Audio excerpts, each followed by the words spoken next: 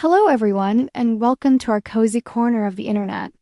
Today, I want to share a story with you, a story about something many of us struggle with, the idea of rest.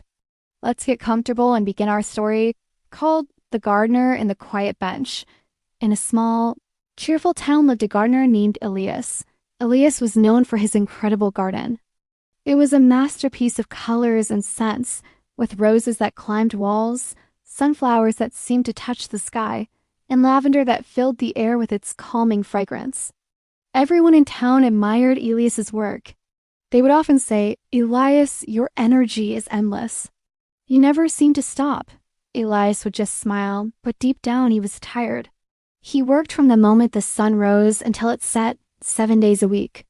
He believed that to have a beautiful garden, he had to be constantly working. Pruning, watering, weeding, the tasks were never ending. The thought of taking a day off felt like a betrayal to his plants. He equated rest with laziness. One sunny afternoon, a new neighbor moved in next door. Her name was Clara, and she was an artist. Clara's garden was very different from Elias's. It was wild and natural, with wildflowers and tall grasses. In the middle of her garden, there was a simple wooden bench placed under a large oak tree. Elias watched Clara from his own garden. He noticed that every afternoon around 3 o'clock, Clara would stop whatever she was doing. She would make a cup of tea, take a book, and go sit on her bench. She would sit there for at least an hour, sometimes just watching the clouds, other times reading. Elias couldn't understand it. How does she get anything done? He mumbled to himself one day while pulling out some stubborn weeds. He felt a mix of curiosity and judgment. In his world, that was an hour wasted. An hour where a dozen things could have been done. A few weeks passed and a heat wave hit the town. The sun was intense and the air was heavy.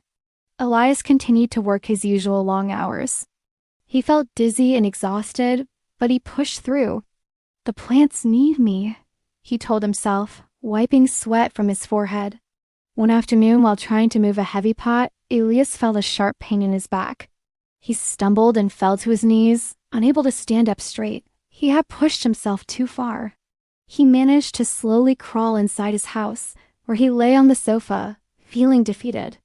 The next day, Clara noticed Elias's absence. His usually busy garden was still and quiet. Worried, she knocked on his door. Elias opened it slowly, his face pale with pain. "Are you all right, Elias?" Clara asked with genuine concern. Elias explained what had happened.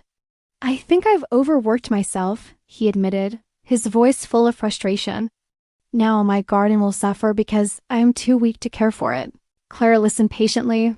Then she said something that surprised him. "Elias, rest is not the enemy of work. It's a part of it.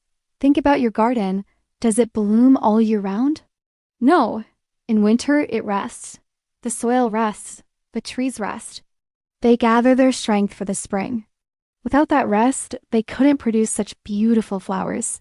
Her words were simple, but they struck a deep chord within Elias. He had never thought of it that way.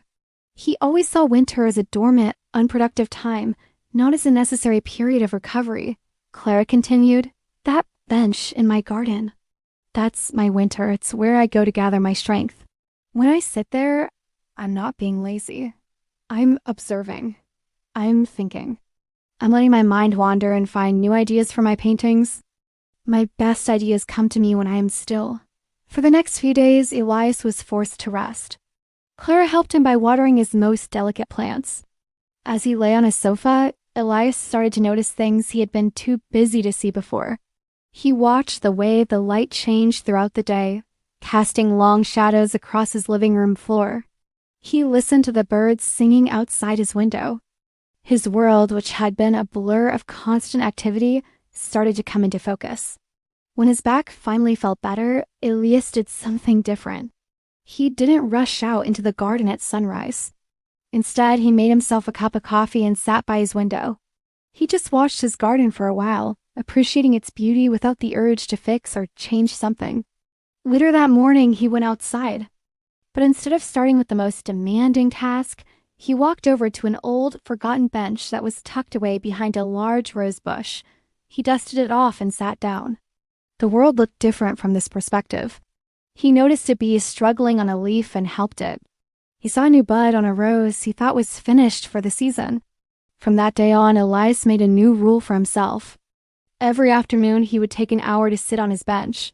Sometimes he would read, sometimes he would sketch, and sometimes, just like Clara, he would do nothing at all but watch and listen. His neighbors were surprised at first. They saw him sitting and thought maybe he was still unwell.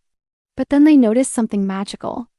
Elias's garden, which was already beautiful, became even more vibrant. It seemed more alive, more harmonious. Elias himself seemed happier, more relaxed.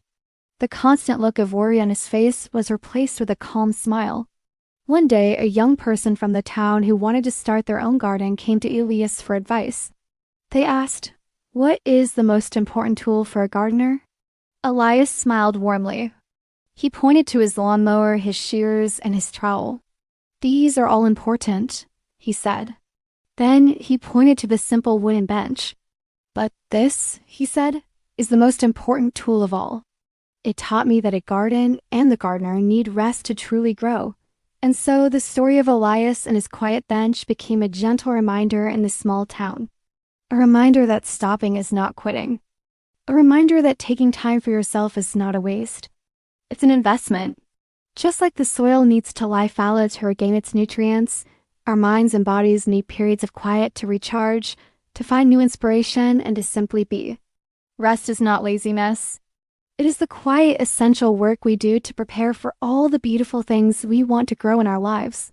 Thank you so much for listening to this story with me today. I hope it brought you a little bit of peace and a new perspective on the importance of taking a break. What do you do to rest and recharge? I'd love to read your thoughts in the comments. Don't forget to like this video and subscribe for more cozy stories. Take care of yourselves, and see you next time.